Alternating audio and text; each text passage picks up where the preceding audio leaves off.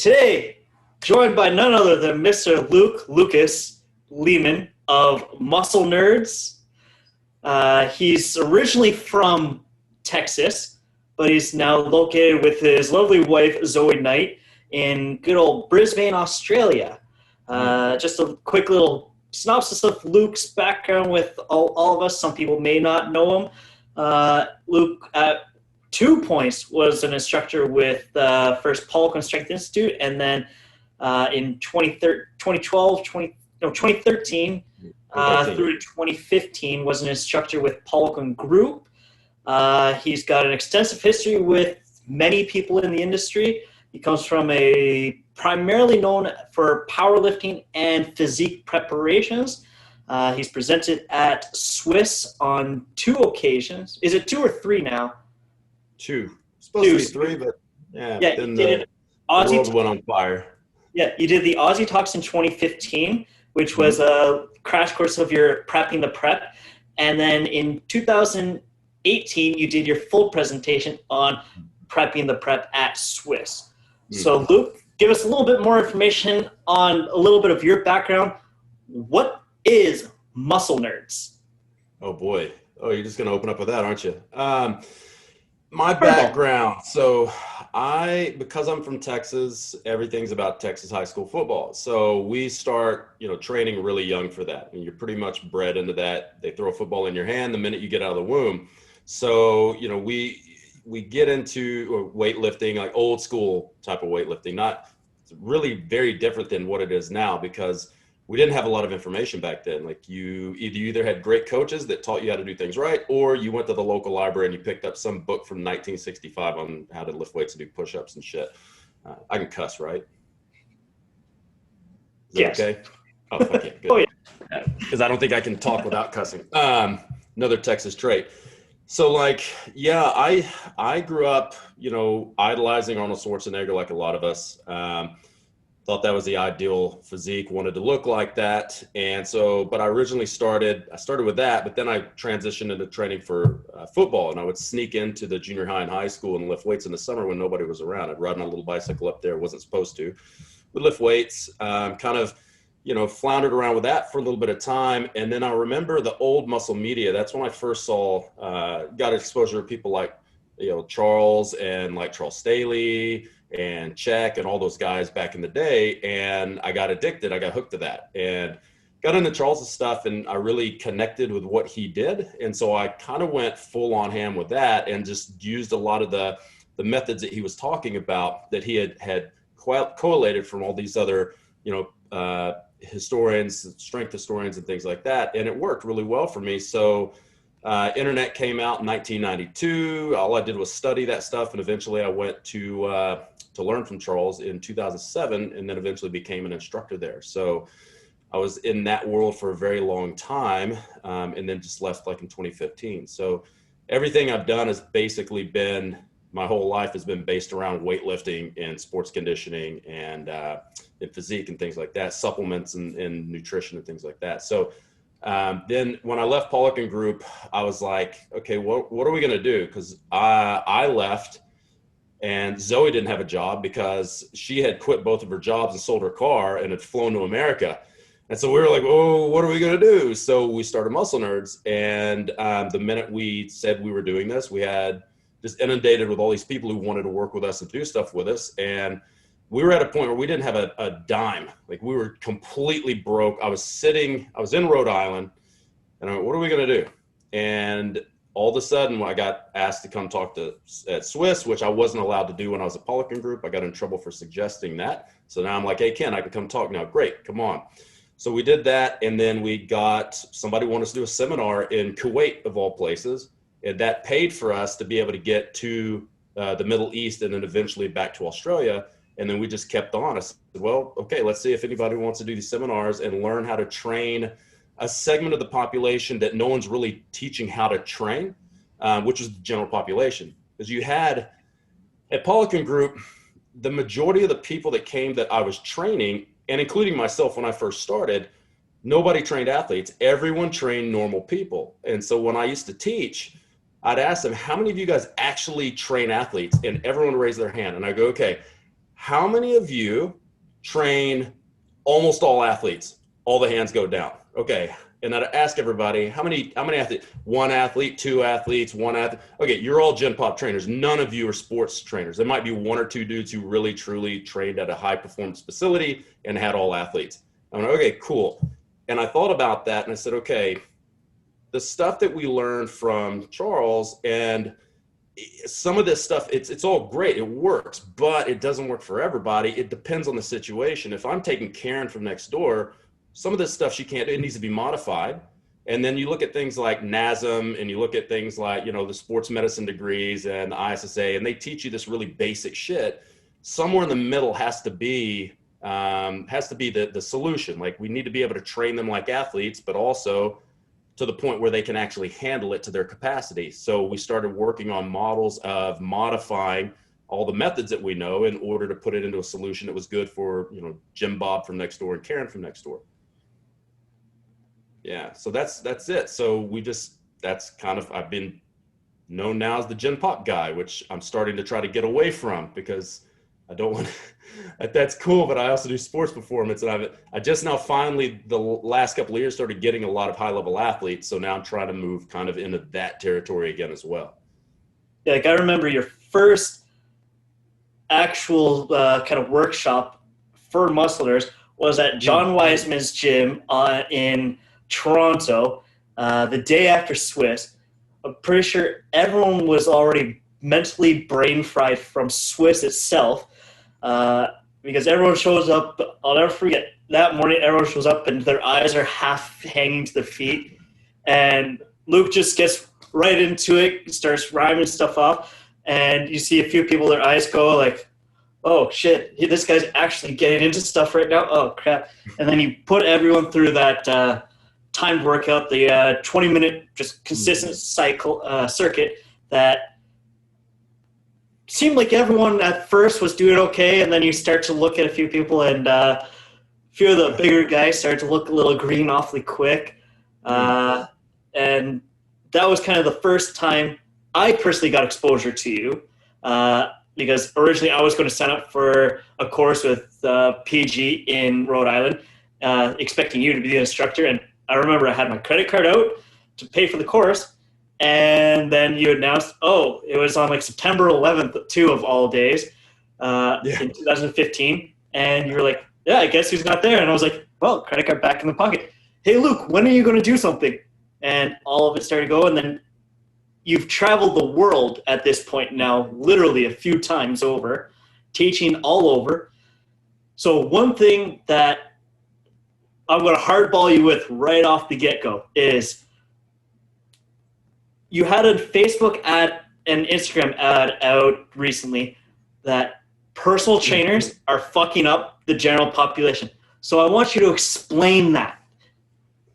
Oh boy. I mean, look, like you said, I've been around the world. I can't even tell you how many times, a few dozen. You know, when the world is opened up, I usually spend a good 4 to 5 months away from home teaching. And so I go into normal commercial facilities, which is a real eyesore. I go into high performance facilities, and some of the shit I see, it's like, it's apparent that the coaches don't have a lot of experience under the bar. And all they know is what they've read in books or what they've learned from somebody else. And sometimes that stuff isn't really good at what they're learning. So you see really poor technique, letting clients do what they shouldn't be doing, not paying attention to the clients. You can tell that the programs don't make any sense. Order of exercise doesn't make any sense. The loading doesn't make any sense. And then when they combine the nutrition, that's where it really gets funky, because trainers, number one, personal trainers in most countries are not supposed to be giving specific nutrition, but our clients are expecting that. So you end up doing it anyways. You just keep it hush hush. But when I started teaching more of the biochemistry stuff and the nutritional theory, is apparently obvious that they didn't actually understand how food works. And so you get into this, especially in the bodybuilding area, where you get into this level of girls eating 900 calories a day and training like 20 hours a week, and not really giving themselves enough net calories to fuel all of the things they need to fuel for their body to work optimally. So girls lose their periods. I know girls haven't had a period in 10 years. Their hair starts falling out. They get hypothyroid. Their female sex hormones go to shit. Like they get osteoporosis. They're always injured. They always have issues. And I just got tired of it, man. I got tired of people coming to me after doing a transformation, 12-week transformation. They're all jacked up. And then I have to go and try to clean them up. It's a lot harder to clean them up after they've done this. It's better to just do it the right way the first time, instead of trying to lose weight yesterday and then piling it back on and doing this over and over and over to the point where your body starts getting really resistant. You have to keep doing more and more extreme things. I finally just got tired of it, man. I said, we got to stop this. Everyone needs to understand how this stuff works, and they need to take their education seriously. Like you've been in the industry a while, so you prioritize your education. But what I'm seeing with the younger generations is they don't want to spend money on their education. They think their Cert 3, Cert 4, or their weekend course is enough, and they have no clue what they're doing, and they're bashing people up. Now I'm on the therapy side of things too. So I've got just a stable of people coming in with all kinds of structural issues, from poor technique, not doing the right exercises, doing exercises that aren't suited for their body type or their orthopedic profile. So, there's got to be a better way. We've got to get the younger generations to understand what Charles used to tell us. You got to learn to earn. If you want to make more money, get to the top, you have to keep learning. You have to be absolutely obsessed with what you're doing. But the issue is they've made this industry such a low barrier to entry. You pay $600, you get a certification, get your insurance. Now you're a trainer.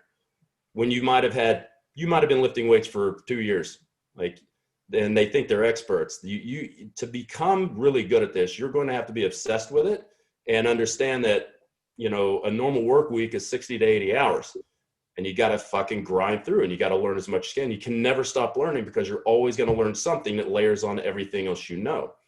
Right. And I think people don't take this stuff seriously enough, where they think a squat's just a squat. They don't understand, well, what, I'm putting a weight on my back and I'm going down and I'm standing up. But the squat is a highly technical lift. If you do it correctly, it's really good. If you do it incorrectly, it's really bad. If you do it correctly with somebody who's not built for that type of squat or has structural issues, it's not a great exercise for them. Right. So I think the key going forward. What's that? Just take a look at the overhead squatting. People don't want to think that a squat is very technical. Get a basketball player fresh off the court to try to do an overhead squat, and you'll understand immediately, squat isn't just a squat.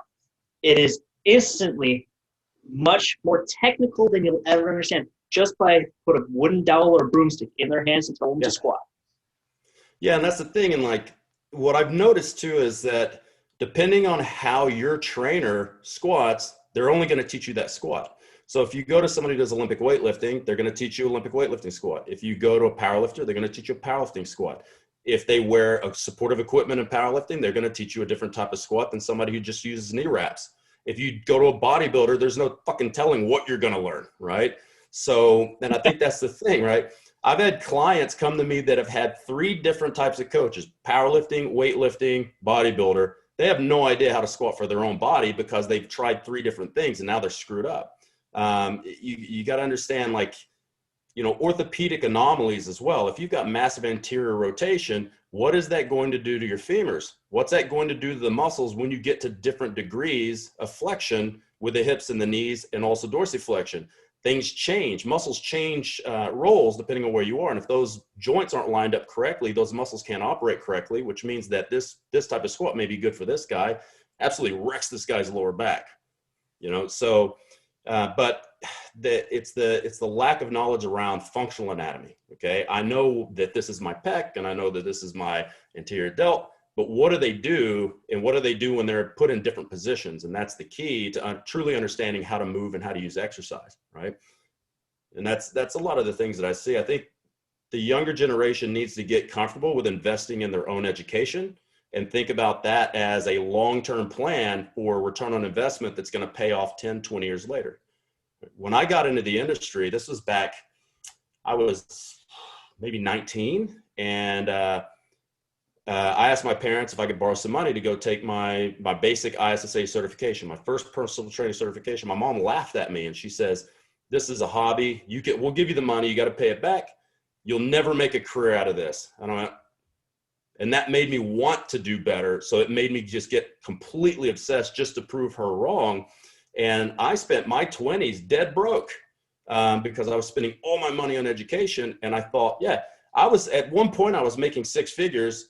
I didn't have a pot to piss in because I was spending 30, 40 grand on education, going to see experts in certain different fields and trying to get clarity on how I need to do this and how do I glue it all together.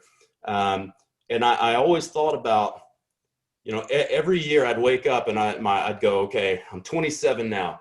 I've got a good handle on this.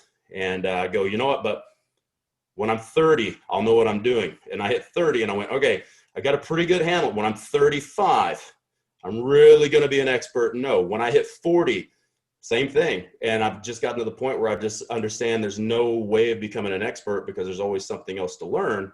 So it's my long game plan. I'm always going to try to, what's the next 5 years? Where am I going to be in 20 years? It's like a chart I just saw earlier today. It's like, it shows like your brain, what your brain is like. On one side, it's like what I've learned. And then it's like the despair of realizing how much I still don't know. And it goes like this as you go up the chart, and then it starts going like this. And it's just an endless cycle. Like in the beginning, when you started with Muscle Nerds, you opened up with also collaborating or partnering with Thorne Research, which is one of the top supplement companies in the world. Even now, they've basically cornered the U.S. Olympic team market with sponsorships. They're now with the UFC. They've got some other things in the works. And you kind of open up that door outside of just the biosync, bioprint, metabolic analytics people, but showing people, look, even with the basics, you can get great results. So maybe you can discuss a little bit more of the approach that Muscle Nerds takes when it comes to, we'll talk about your prepping the prep for a few minutes here.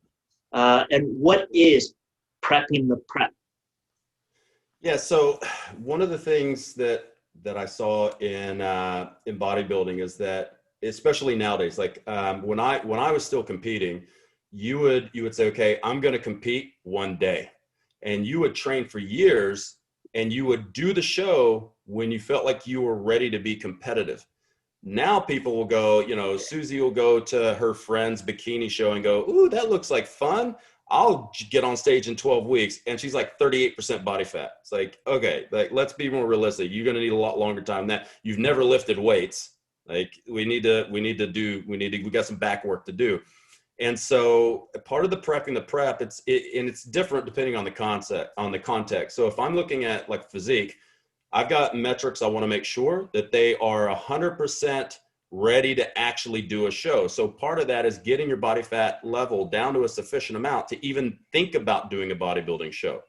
So if you're a guy and you're 30% body fat and you have no symmetry and you have high blood pressure and high resting heart rate and you got all these issues, sleep issues, man, you need to get healthy enough to even think about doing the show. And you need to chip your weight down, get it down to a sustainable level, and then say, okay, I'm about this far out from a show. I'm going to take a 24-week prep and I'm going to shred down into the show. And I'm not going to rush it, because the problem now is people are rushing things. They want to compete right now when they're not ready. And then they get all these metabolic issues and thyroid issues. Their whole endocrinology gets just tanked. They get weird, irrational relationships with food because they're dealing with bodybuilders who think that you just need to eat fish and broccoli and that's how you get lean. You know, it's all this shit, you know. It just drives me nuts. For Gen Pop, I started thinking about, when we talk about periodization for athletes and we say, okay, we've got a preseason, we've got the season, and then postseason, we have a general physical preparedness phase where, okay, this guy's got some injuries, he's weaker, he's not ready to start specific sport training. We got to fix him up first and then roll him into specific sport training to get him ready for the preseason and season. And I thought, why don't we do that for Gen Pop? Why, when somebody comes and you say, what's your goal? And they go, I want to get big as shit and get strong. Why are we just throwing them into a get big and strong program instead of saying, well, here's the thing, your scapula are not really in the right place. You got a lot of internal rotation. Your lower back's killing you. You're crippled. You know, you got a limp. Your blood pressure is 180 over 100. Yeah, cool. Let's go do squats with weight releases. That sounds like a real fucking great idea. Like what this dude needs is to go through a long structural balance phase. He needs to get his aerobic fitness up. He needs to get his blood pressure down and sleep, get his food up where it's going to support his training. And then we can start getting into really specific training, right? If you're rolling into this specific preparedness and you're not at least to a sufficient level of health, you're really not going to get the results you're looking for. And so like over the years, I've done some pretty wacky shit with people. Like one of the protocols I adapted from Charles was basically kind of a squat everyday thing. And, you know, Charles liked stuff to be like, if you're going to train, you're going to fucking flog yourself. And I found that like with athletes that work, but you look at Gen Pop and people who weren't taking Russian creatine, sometimes some of these really extreme things are not going to work because they can't recover. And when I did the protocols, I was on Russian creatine. They worked fantastically well. Then when I wasn't on that stuff, I would try it and I was like, oh, fuck, this just completely wrecked me. So I learned how to modify some of that stuff. And when I tell people that I can put 30 or 35 kilos in somebody's back squat in 3 weeks, I think I'm full of shit. And I say this in seminars and I say, here's the program, try it. A couple of guys try it. They put 30 kilos in their back squat in 3 weeks. I'm like, it works, but it's just understanding how the body works, how it adapts, move into overreach, super compensate. It's just it's the details of how you do it. Right. But you can't do a program like that if you're injured, if you're not sleeping, if you don't digest things well. So there's a lot of things, if your testosterone's already tanked, because that's going to tank your testosterone for a small period of time. So basically prepping the prep is like really having a good long coming to Jesus talk with your client and telling them when it's time for them to start the specific training after they've gotten the foundation built first. Because we all know every client wants it now.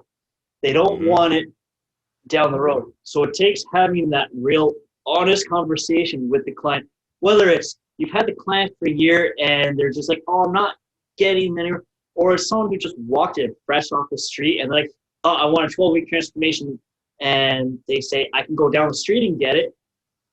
But if they're walking in talking to you and they came looking for you, and you're going to build a better rapport, in my opinion, with them if you're honest with them and you say, look, sure, you could go and do that, but you run the risk of not just getting hurt, but tanking your system, completely screwing up your endocrinology. And at the end of the day, sure, you're going to get that, you might get that result here, but where are you going to look after that? Are you going to be able to hold on to that? Or are you going to blow up like Susie Muffin Top when it's all over? Yeah.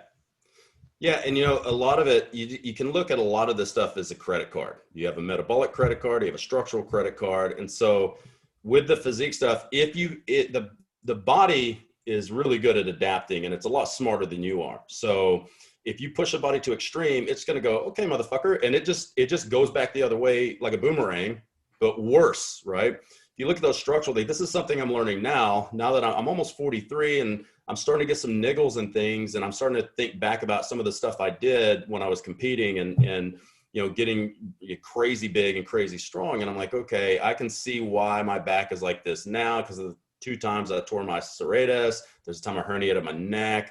Okay, I'm seeing these associations.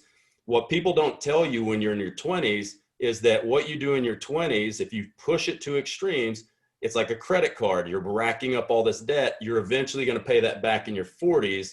But that's cool. You can be a stud now, but you're going to be fucked up when you get your 40s and 50s. And that's what you see. Like all my friends who I competed with, they're all fucked up. Mine just happened a little bit later. I was pretty good at not getting hurt when I was competing. It was then later, like in my late 30s and early 40s. And I think a lot of that stuff had to do with overdoing some certain things, certain movement patterns, you know, a few niggles and injuries I had that I didn't take care of, and not taking human movement. I took human movement for granted, and I glorified strength too much, and I glorified power too much and speed, and didn't focus on keeping my body moving in the different planes it needs to move in to actually stay healthy for life. I didn't keep my aerobic capacity up. And I've learned now that that's a big mistake. Because the older you get, the less resilience you have. Like when you're young, you're like a rubber. You just bounce off the ground. When you get older, your body doesn't have the same capacity to bounce back from that. So you have to be way more diligent the older you get. So for me, it's best off to teach these guys in their early 20s why this is important, so that they don't end up like some of these crippled powerlifters when they get into their 40s and 50s. You know, you got to learn how to take care of it first. Yeah, so it's also important to differentiate as well when it comes to pushing your body to the limit. If you're dealing with an athletic population, they have to push their body to the absolute limit. For some of them, it's either they do that or they don't get paid at the end of the day. And if that's their livelihood, it's our job to prepare them for that. But what we're talking about right now is with the general population. Everyone's going to have skeletons of their past come to get them in their 30s and 40s and 50s. Those who competed in sport, they're going to have some other ones. But we're talking about those who aren't necessarily competing in sport right now or even ever in their life. It's those people coming in from their office, whether they're a government worker, executive. These are the people who, for the vast majority of trainers everywhere in the world, pay our bills. Yeah. If you're a gym owner, they're the ones keeping your lights on. They're the ones putting your kid through school. We don't tell them that directly, but they're the ones that are paying for all of this. That's what Luke is talking about, is taking care of those kinds of issues before they can even arise. So from that, what is in your eyes, what's one of the biggest things that especially young coaches, other than just prioritize their education, well, what is something they should look for in their education? Like we're gonna get a little bit more of what Muscle Nerds education is right after this. But what should they look at for education? Okay, so coming up through my early first half of career and into the late half, I've learned not to be dogmatic about what you think is the truth, and you want to make sure that the people you're learning from, you need to understand the context within their framework resides. So if you go to someone who trains primarily athletes, that's what you're going to learn. But if you train primarily Gen Pop, understand that what you just learned may or may not be applicable to them, and it actually may be dangerous and detrimental, right? Because like you said, if you want to win in athletics, you're going to get hurt. It's like getting a motorcycle. No one buys a motorcycle thinking, I'm never going to lay this down. It's just like, I wonder when I'm going to lay my bike down, because it's going to happen, whether it's your fault or someone else's. If you push people to extremes that need to compete at high levels, the only way you're going to do that is understand it. They're going to get hurt at some point. And I often tell my students this, the ones that want to train athletes, I go, what's the number one job of a strength coach? And they're like, to get stronger, to get more powerful. I'm like, no, to keep him from getting fucking injured. Because if he gets injured, he can't fucking play. And that might actually kill his career. So you shouldn't be glorifying getting him stronger and faster and more powerful until you make sure that his body is bulletproof. Now, you don't want to take that to the point in everything. It's like a matrix, right? It's like a radar graph. You have to, if you pay attention to this, you have to keep some of the stuff on maintenance. You don't want to forget about that. We have to work on all of it together so it comes together. If you push too much on one side, then you're screwing up some other quality. You actually made a post on Instagram a while back that I refer people to a lot, is you posted a graph about how strong do you need to be for sport and what do the sports scientists say. And I think they had one of the numbers for back squat is, if you're back squatting 2.25 times your body weight, getting stronger is not going to make you a better athlete. That's pretty much, you've hit the law, the maximal effective gain from that. And if you keep driving more strength, then you're forgetting to work on power and speed and rate of force development, things like that. So one of the things. What's that? I have to say, I can't take credit for that post. I think I linked the original author of it. I stole that post because, that was the perfect post. It showed that a lot of young athletes aren't strong enough, but a lot of advanced athletes are going to waste time trying to get stronger. Mm-hmm. They're going to get this much stronger, but they're going to spend this much time. Yeah.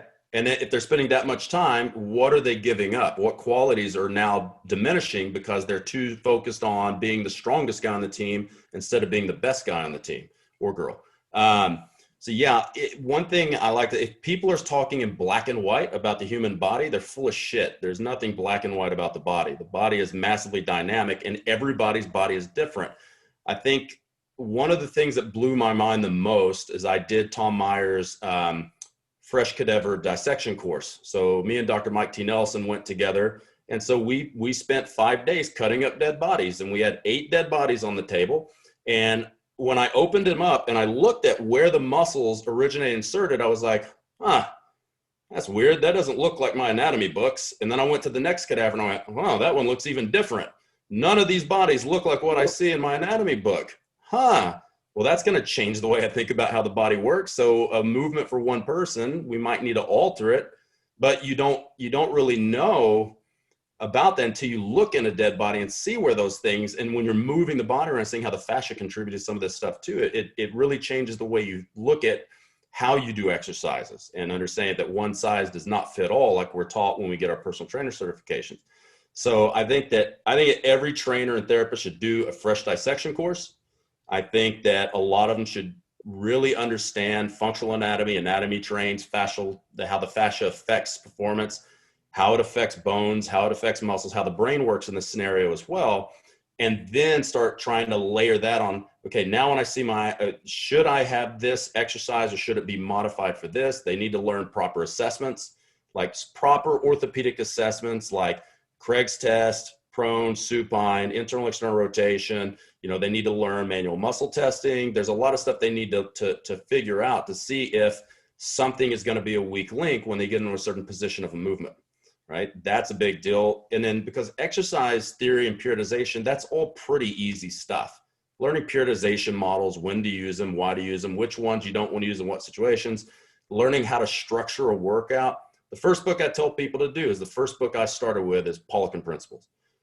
Read it, memorize it, pull what you need from it, and then move on to something else, because at least that gives you a framework of how to write a basic workout really well, and what you should and shouldn't do with certain areas. Now, I know some of the stuff I don't agree with, but that's okay. The more you learn, the more you're going to disagree with your past mentors, and that opens up discussion for that.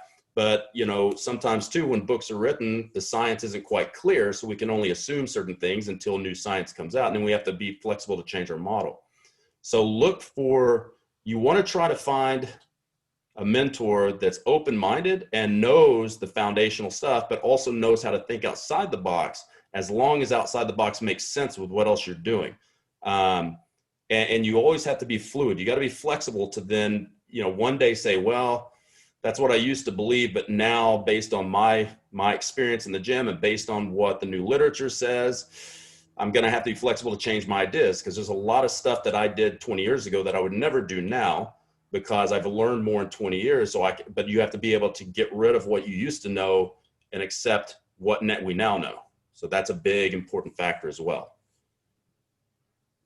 Yeah, and like for people who are looking for a fresh dissection or a cadavers thing, right now, one of the easiest places for anyone to look is, this might be a little morbid for some people, but contact a local university medical school. Contact the local hospitals even, and just be like, look, I'm interested in this. Contact the coroner even. Sometimes they'll be willing and they're open to doing that, because these guys, they're stuck in a dark room all day, but they do enjoy teaching people, and they'll be there and they'll learn something themselves, and they'll be like, hey, take a look at this. Like, fortunately, when I was in university, I could do I could do a cadaver lab. I could go and do it. I volunteered a few times because I was like, oh, this sounds like fun. First time you go in there, the smell might be a little off-putting depending on what you do, but it's one of the best ways to learn anatomy, plain and simple. As Luke said, you're going to see 2 different people. They might have the same humerus length, but if you take a look at Luke's arm and you take a look at my arm, Luke's arm, his muscle insertion points are different from mine. Luke is built a little bit more for the strength of power. I'm built purely almost for speed. So we're going to have different insertion points, different leg muscle lengths to tendon ratios. Yeah. So it's learning these things regardless of the population you're working with. It's great. And what he was saying, where it's like, don't be dogmatic. A lot of us all learn acid grass squat's the only way to squat. But there's people from, for example, like the Scottish heritage, where a lot of them can't squat ass to grass without back pain or without crushing their hips. because their hip structure just isn't built the same. It's built slightly different than someone who's like East European, where everything's built perfectly from generations of squatting ass to grass all the time, or Asian descent, where it's very easy for them to get into a low squat position based on muscle and bone length and ratios. So from here, what education is Muscle Nerds most known for right now? So right now, I mean, we got something. We just released a nutrition, all online nutrition. It's well, I call it foundation nutrition. Everybody's gone through it. It was like, okay, hold on. There's nothing foundation or basic about what you just talked about. And like, to me, it is like, you got to understand, like, that to me is just skimming the surface. Like, we're gonna make more courses that go way deeper than that. So get comfortable learning that shit. The next one I think Zoe wants me to do is go through all the different styles and methods of diets.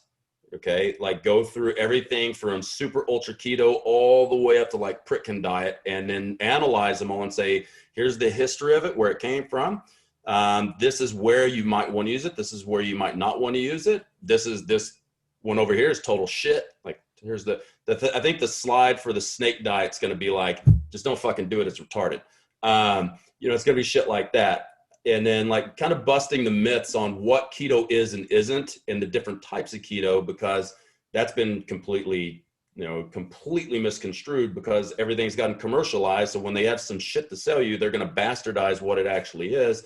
And then kind of go through how you take somebody from a lower carb diet, if they need that, how you get them to eat high carbs and have that work for them, and look at things like, how does the physiology change when you go from somebody who's overweight and doesn't really play well with carbs?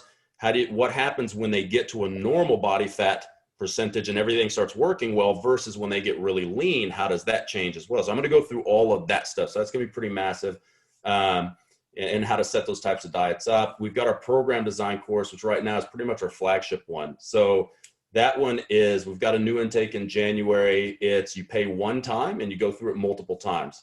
So our main goal is, like, we're terrible at business because we want people to learn the stuff and actually go do good work. So we allow people to go through as many times as they need to go through program design in order to understand what they're doing.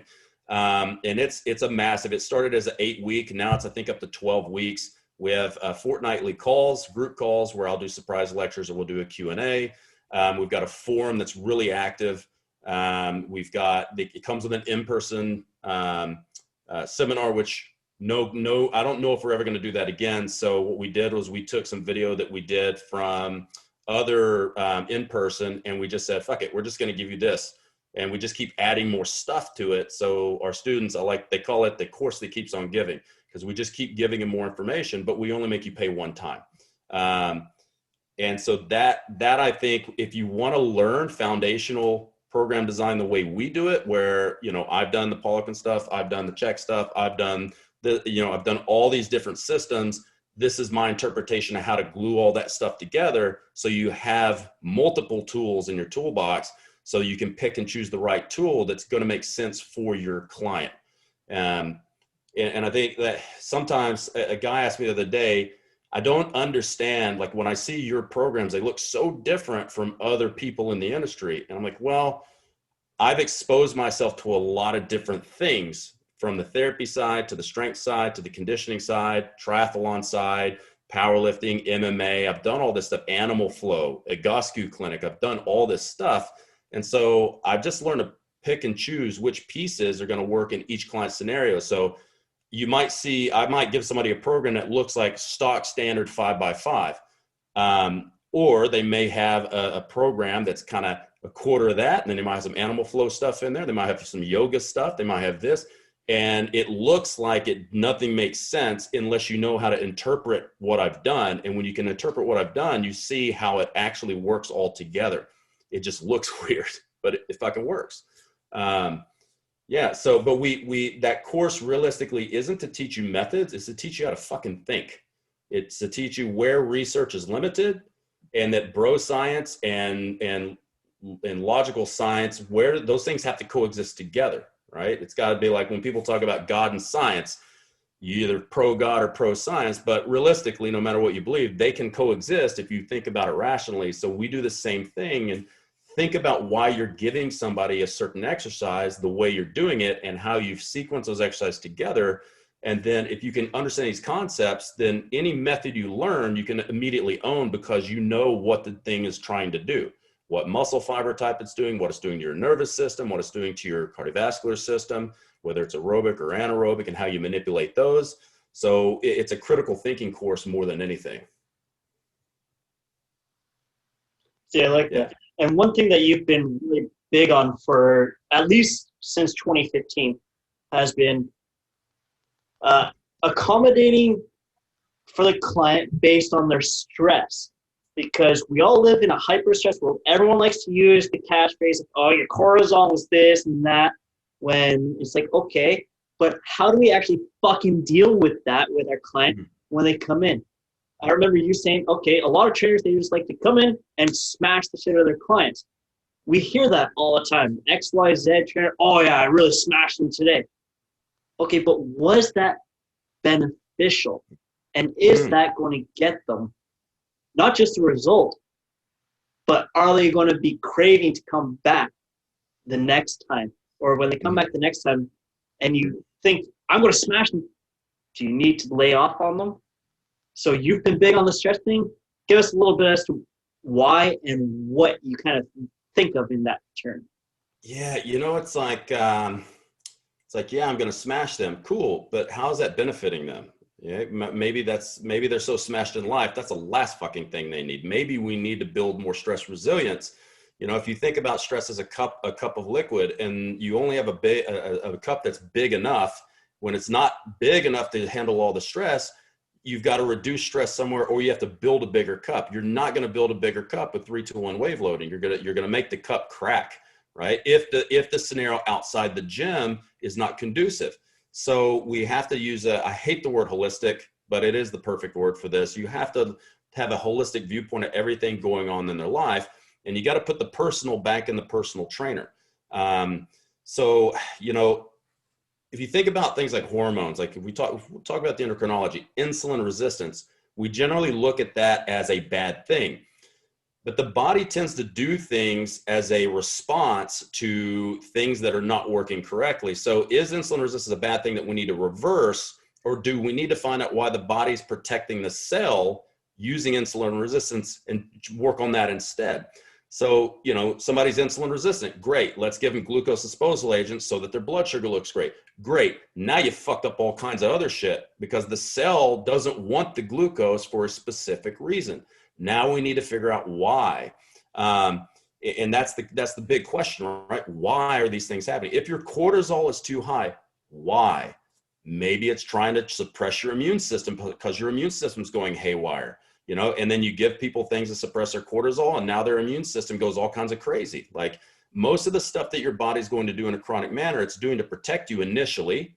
But then, so if we look at an acute stress response, when you look at the sympathetic system, it realistically only exists to keep you out of danger. So 10,000 years ago, what a great thing. Fucking lion jumps out at you.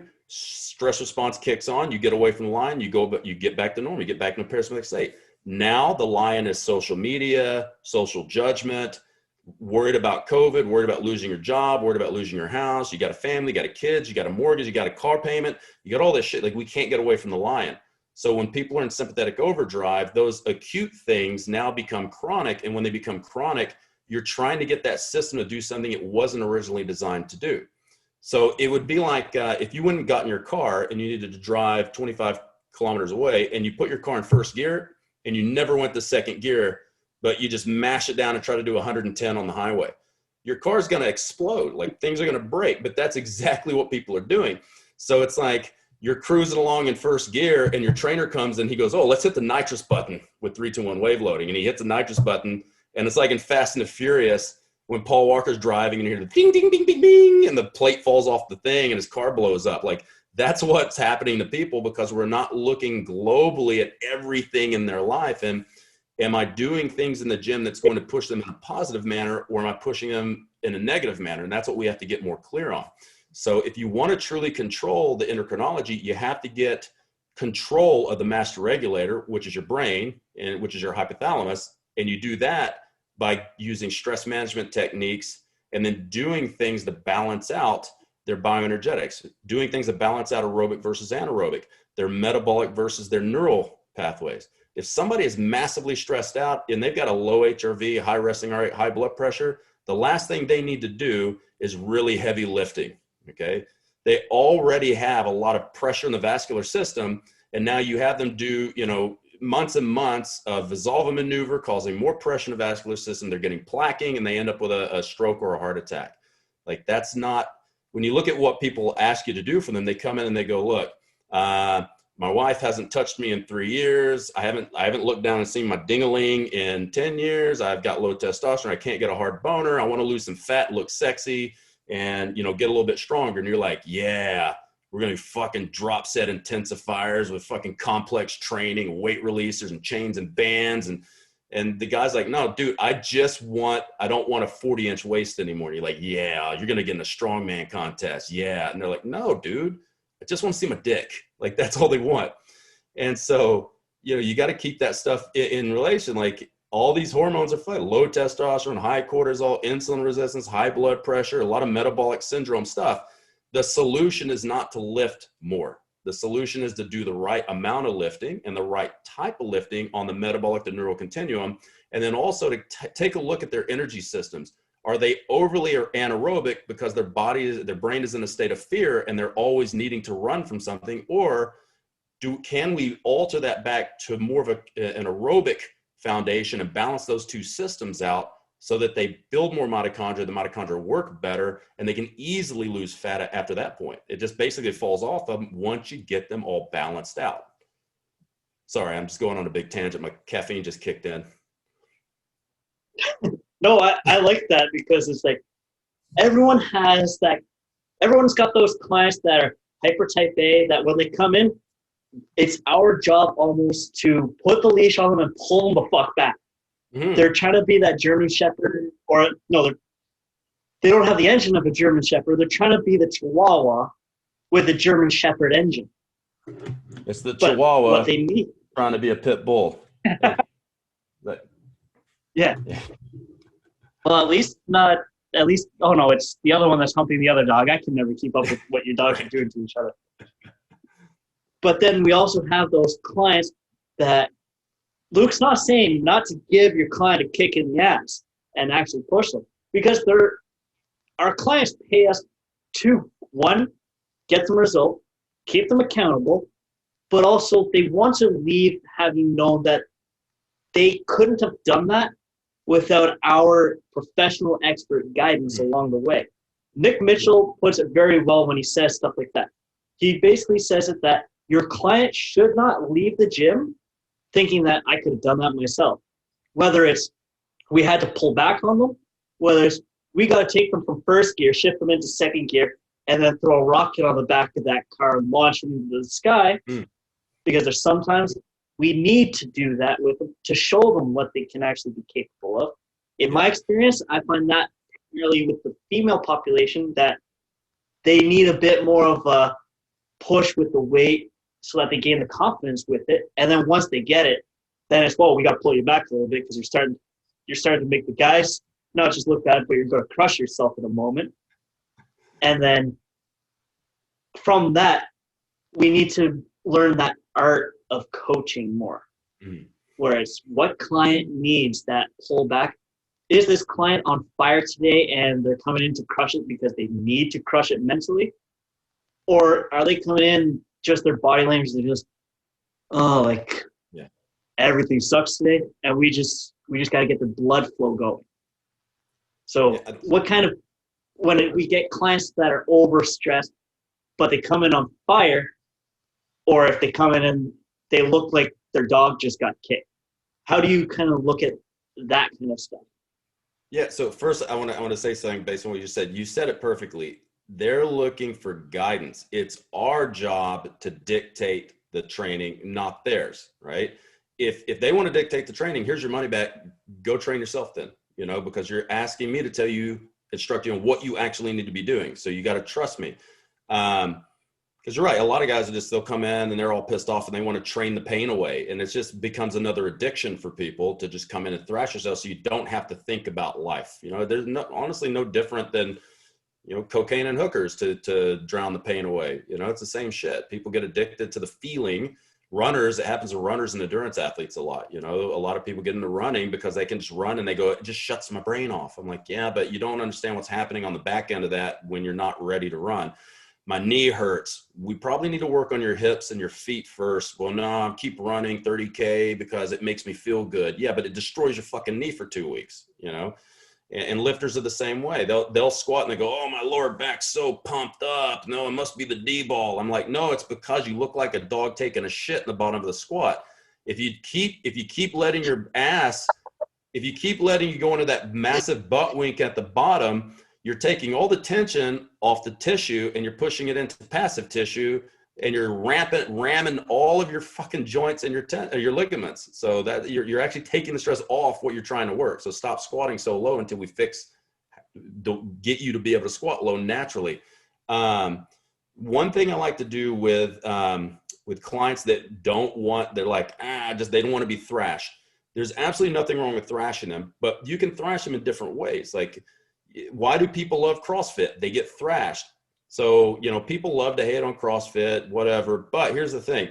What do they do well? You come in, you thrash yourself for fucking 20 minutes, and then you're done, right? You just come in, you get a really brutal fucking work. You'll go in, you'll hit work up to a 5 rep max on something. You got 15 minutes to do that. And then you got like a 10 or 15 minute Metcon, you're done, right? So a lot of it has to do with the dose makes the poison. So I'll still thrash people, but I limit the exposure. One of the things I like to do with my clients, everything we do at Muscle Nerds and at our gym at the Institute of Physical Culture, a lot of education. So we always tell our clients what's going on with the bodies, what muscles are screwed up, how we're going to fix that. Because the more well educated your client is, the better client they're going to be. And so, like, I'll tell them, like, look at your pictures, look at what your back's doing, look what this leg's doing, look at what your feet are doing. We're going to work on that for like 30 minutes. And then we're going to do a couple other exercises. And then I'm going to thrash you. So I give everybody a happy ending. So what we do is we get our work done, and then I put them on a fucking road bike and I make them do Tabatas. And that's their happy ending. So what I found was that people will normally remember the last thing they did. So even if their workout doesn't feel like it's that strenuous, if I give them that at the end, they feel like they got a lot of shit accomplished, and then they don't worry about not training like insane for an hour, right? So, because with a lot of gym pop, there's a lot of shit you gotta work out. I mean, one of the things that I think about is, if you think about a rehab model, right? Let's say your arm was in a cast. You broke your arm, you're in a cast. You're in a cast for like 3 months. When you take that cast off, what happens to your arm? This is its default position. It's going to be here. The goal is to try to get it into extension as fast as possible. You know, so you're just trying to force it through a moderate amount of discomfort, get it out, and using things like really long eccentrics. What do really long eccentrics do? They cause muscle trauma that allows you to increase sarcomyogenesis. So you add links in the chain. When your arm is immobilized, you lose sarcomere, so your muscles start to get tight. When you do the eccentrics and a lot of isometrics and a lot of really hard stretching, then the muscle re-lengthens because you have new links in the chain. Now, think about this concept. What do people do every day that's pretty much like being in a cast, but they're not in a cast? They sit at a desk all day. They get up, they sit down, they have breakfast. They get on the train or in their car, they drive to work, they sit at a desk for 8 hours, they drive home, they sit to have dinner, then they sit and they watch Netflix. So their hips are in a cast, and that's their default position, and then they want to know why their back is wrecked.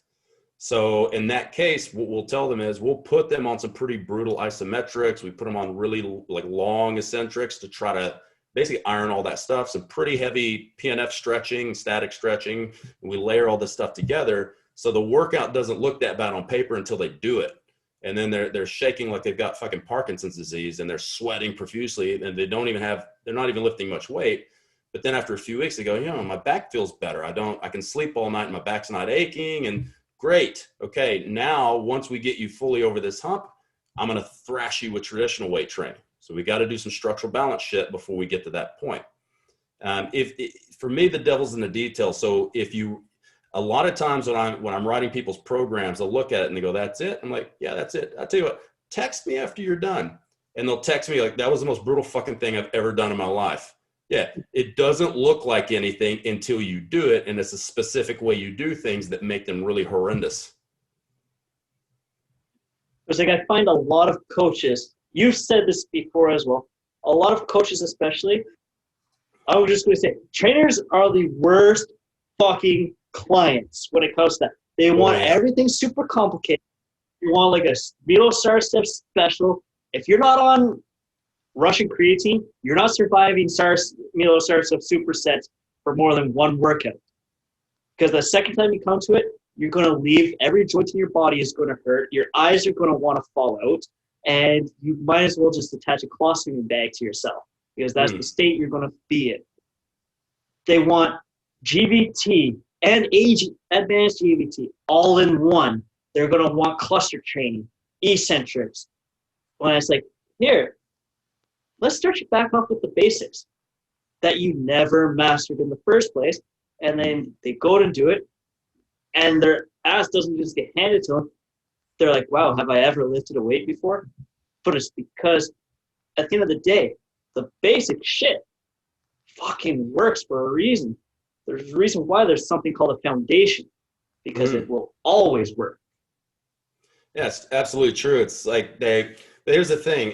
Everybody wants advanced this, advanced that. So if I named everything advanced programs on advanced nutrition, I'd sell everything. When you say, foundational, they're like, oh, I'm past all that. I'm like, bro, you bench 100 kilos. Like, you're fucking weak. What are you trying to... Huh? It's okay. You're fast. What are you it's trying okay. to say? But like you get these guys that, they can't even bench their body weight and they're like, oh, I want to do cluster training. I'm like, okay, when you get to like 1.5 to 1.8 times your body weight, we'll talk about it. Why don't we use bands and chains? I see that on Instagram. Because you're not strong enough to need it. Like, we're only going to use that when you get strong enough to use it. The people see me training on my weight releasers. They want to do it. I'm like, okay, when you can bench 170 like me, you can use the weight releasers. Like, I don't use weight releasers until I'm trying to get to 200 kilos on my bench, right? Like, they need to know that you got all these tools, but you need to use them when you're ready. Like, if you're benching 100 and you want to use these things, okay, I'm going to put 200 kilos in the bar. If you can bench that right now, then we'll use the advanced shit. And they're like, no. Okay, cool. You still need to build a foundation, right? Because right now you have a house built on fucking sand. And so if we keep building on this house, that's not going to work. Things are going to crack and fall apart. Yeah. But, it's not sexy to talk about basic shit. And when you have you get knuckleheads online, and they're trying to do the same thing that like elite level trainers are doing. Like, you see people who are elite and they're using these tools with elite level athletes. Like, you'll see like Christian Thibodeau will have a guy and he's like squatting with weight releasers and the dude's doing like 250 down and 190 up. And so you get these young trainers go, I'm going to do that with my clients. Your client doesn't have a squat like that guy. Your client needs to squat with the bar. Your client's not a national team bobsled athlete. Yeah. Bobsled athletes are some of the strongest, most powerful athletes on the planet because they have one job, if they're not the driver, is to take that sled, accelerate it as fast as possible to a maximum velocity as quickly as possible, going downhill, and then get their ass in that sled without it taking off without them. Otherwise, they're doing nice little skeleton with their belly. I don't think and you're doing this on fucking ice, like fucking ice. Like, come on, there's people don't think about that shit. They're watching the Olympics and go, that looks cool. I'm going to train like that. Like, no, you're not. Like, you're not. But you get these knuckleheads. Like, you get these knuckleheads that see guys like Christian training these athletes and they want to replicate that. So then they put stuff on their Instagram of their clients doing it. And then other trainers see that and they go, that looks cool. I'm going to have all my clients do that. And it's not productive, and it's dangerous and detrimental because they don't understand how these tools work anyways, because they don't pay for their education. That's why you never see me on Muscle Nerds or IOPC. I never post me using bands, chains, weight releases. You never see me doing it. I'll do it on my own personal one. But you never see me doing that stuff on Muscle Nerds because I don't want people looking at it and being like, that Luke's going to teach me that. I'm not teaching you that shit until you got clients that can use it and until you actually understand the tool, right? It's not a good thing for these guys to learn this stuff too early. So from that, the key message from both of our little rant there is using the proper tool. By tool, we're not just talking weight releases and stuff. It's using the proper stimulus for what is required for the client. There's something called the least effective dose.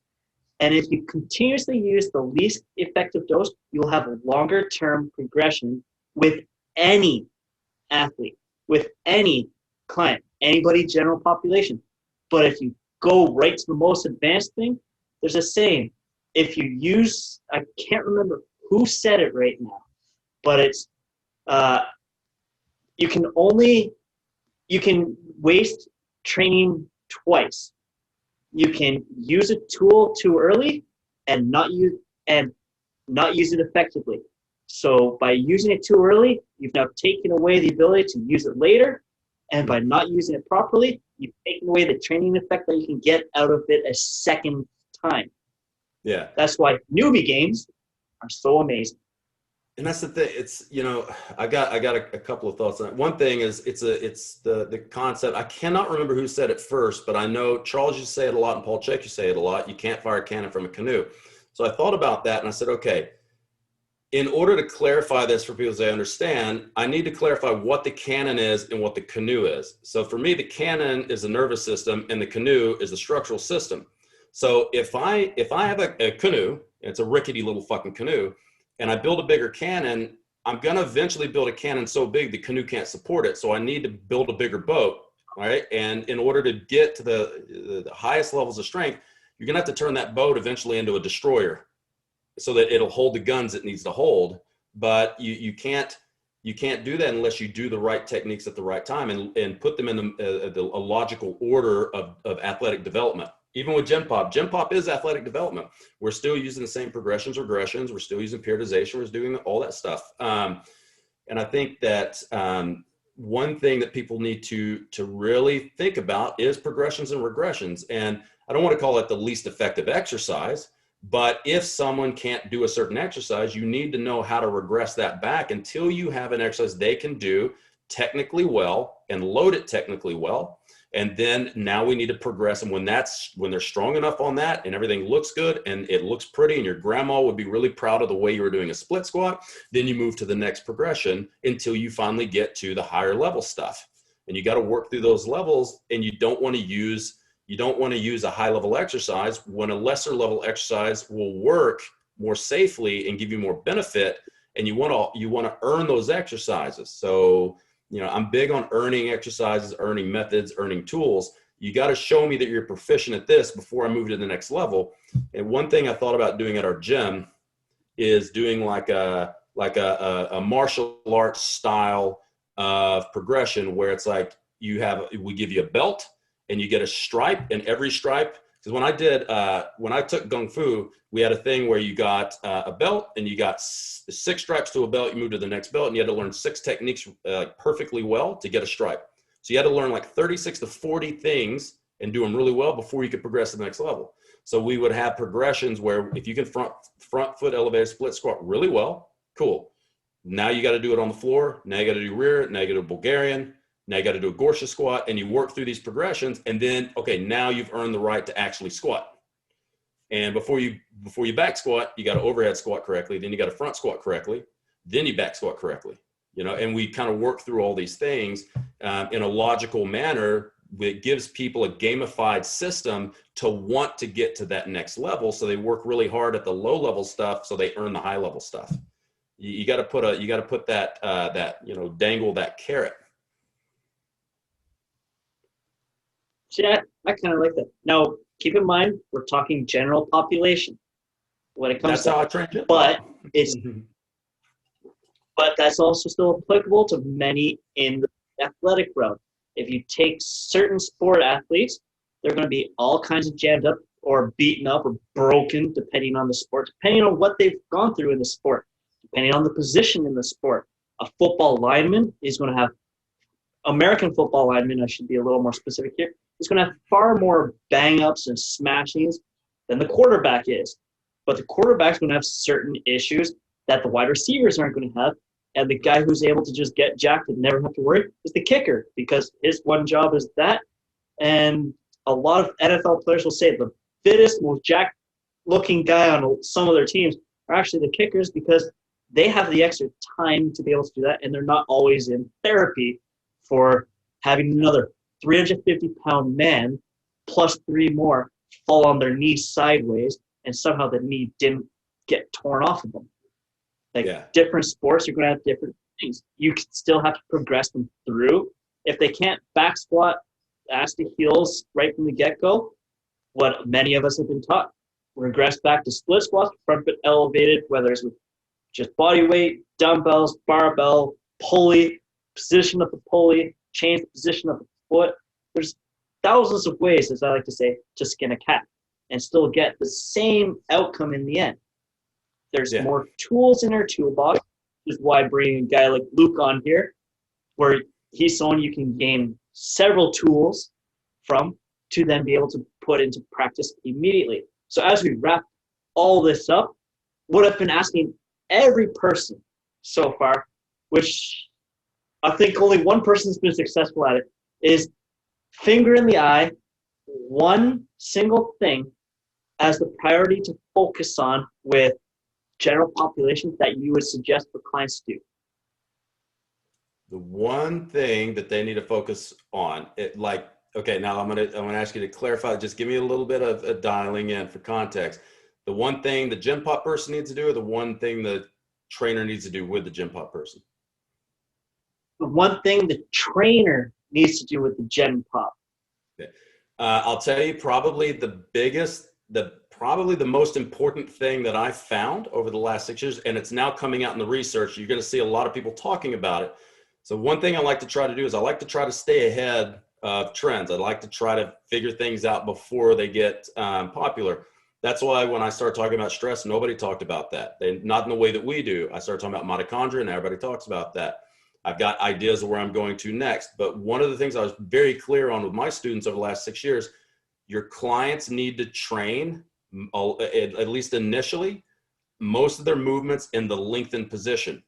Okay. And the reason is they never train that. Everything people train will almost always be in mid-range positions or fully contracted positions. They never go, when they do a split squat, they don't go, unless they were Poliquin certified, they don't do a full split squat. If you want to keep muscles at a good resting length and start to eliminate some of the structural issues, you need to do a lot more stuff where you're putting the muscle into its longest kind of functional position and strengthen it there where it's weak, so that it maintains that stability and strength in that lengthened position. And now it doesn't have a reason to contract to try to protect the joint and create stability. So what I mean by that is, if you see people that are sitting at their desk and they're in that cast all day, we know quads are going to get tight, right? Quads, psoas is going to get tight. That's going to make the abs switch off. That's going to make their erectors get tight. The QL gets tight. They can start getting too much compression in the back and they get a herniation.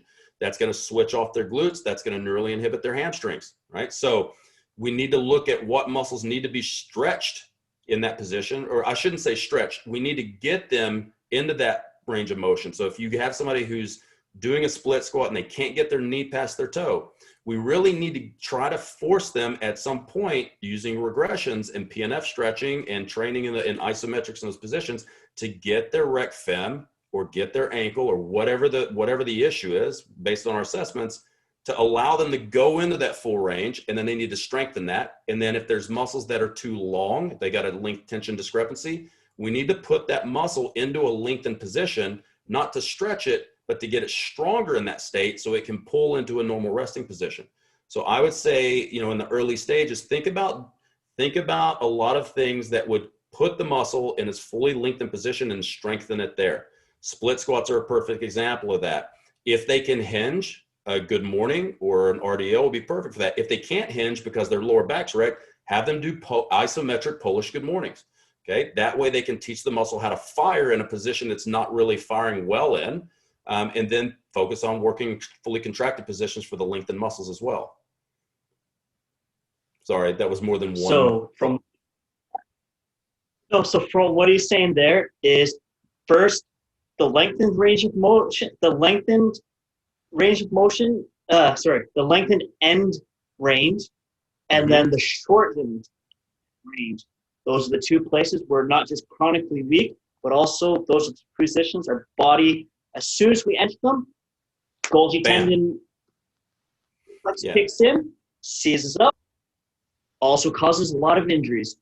So now, Luke, where can people, this is where you're going to plug your social media, however else people can get a hold of you. Where can people get a hold of you? What are your Instagram handles, your Twitter, whatever else is out there these days? If you give TikTok, I'll slap you from here. But what can people get a hold of you? So we're at on Instagram, we're at musclenerds_health. If you just want to look at funny memes, you can follow me at Luke Leaman, Instagram Luke Leaman, Leaman. You can find us at musclenerds.net. If you want to inquire for anything, you can go to info@musclenerds.net. You can go to iopcgym.au. That's our gym we just bought. That's it. And then, we're on Facebook. Everybody's on Facebook, but we mostly post stuff on Instagram. We've got, look, if people want to see what we're all about, and they want a kind of a teaser low cost thing to see how much ridiculous information we give people. Like you've seen me talk, you've seen me lecture, you've been to courses. If they want to see, look at us, right? Yeah. If you want to see like an overabundance of information overload and get a lot of value for your money, do the nutrition course first. I think we've got it right now for like $477. I think it's something like, 7 or 8 hours it's a shit ton of information. It's supposed to be foundational. It does go a little bit deeper than that. If you just want to check that out, if you like it, think about going into the program design course. The program design course is everything but the nutrition mainly. It's mainly getting the body working in a good manner. And then how do you progress somebody from zero to hero? So it's a zero to hero program design course. And then we've got the online training. We do online training, mentorships, got a mentorship program, consultations. We do all that stuff. So we do a little bit of everything. And if you're in Brisbane, come by the gym. So I'll put all the info for that in the description for this, so that people are easily able to connect with Luke. Or you can also although Luke's easy to get a hold of, it's easier to get a hold of his wife. She's a lot more adept at responding to people. Until Luke gets to know you, once he gets to know you, he won't stop responding to you. He's great in that regard. So I'm personally going to thank Luke for taking the time on his, what is for him, I guess, Thursday afternoon now, down in Brisbane. And from there, so Luke, thank you.